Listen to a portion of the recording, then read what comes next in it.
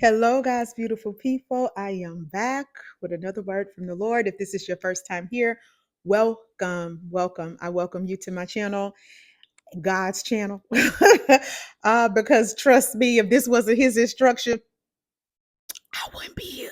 I wouldn't be here, y'all. I would not be doing this. I'm just saying. Um, if this is your first time here, like I said, welcome. God uses me to bring forth prophetic messages for His children. I'm just going to jump right into this word, and it's going to be short and sweet and packed with the Holy Spirit because the Lord said to me, this was a few mornings ago, and I was spending time with God, and He began to speak to me. He spoke to me about some other things, but I still need to pray over that word before I deliver it because you can tell in your spirit when God is not done. And I can just tell He's not done with that word. But this particular word, He's began to speak to me about those of us, those of His children who are truly His. And when He said that, y'all, it was like He was very proud, and those that are truly obedient. And let me just say this about obedience, because I heard this from someone that was speaking. Um, I don't remember their name, but this young man was speaking about the Holy Spirit. And, a lot of people say, oh, I'm Holy Spirit filled. And, and I am not the one to judge. But he was trying to educate on how you know when you are truly Holy Spirit filled. And one of the things that he pointed out is you're not the same. You're not the same. You don't do the things you want to do when you are being Holy Spirit led. And I think people get it confused because, see, they feel like, oh, I got the Holy Spirit because I be shouting and speaking in tongues and stuff. And that's great. However, when you encounter the Holy Spirit, you choose to walk that walk. You choose to be obedient to the Lord. At that moment, you are no longer yourself. You no longer succumb to the things that you want to do. You automatically are going to do everything that God instructs you to do.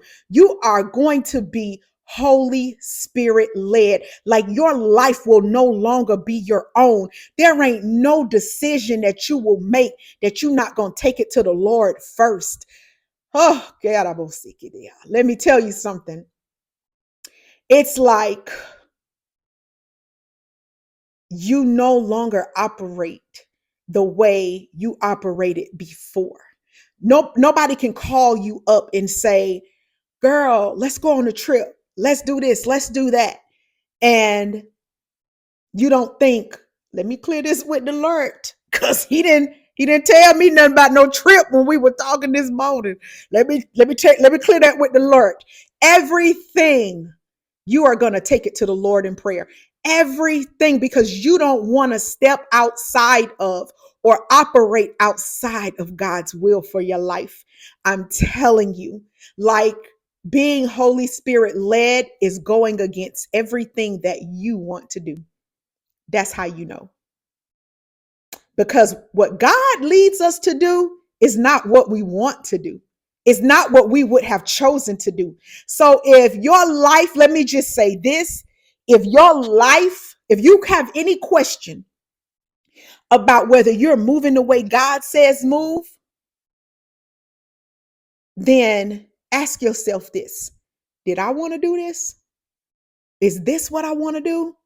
If it was something that you wanted to do, desired to do, eager to do, I have yet to do anything that I wanted to do since God started using me, since I started allowing myself to be Holy Spirit led, because it's not about me.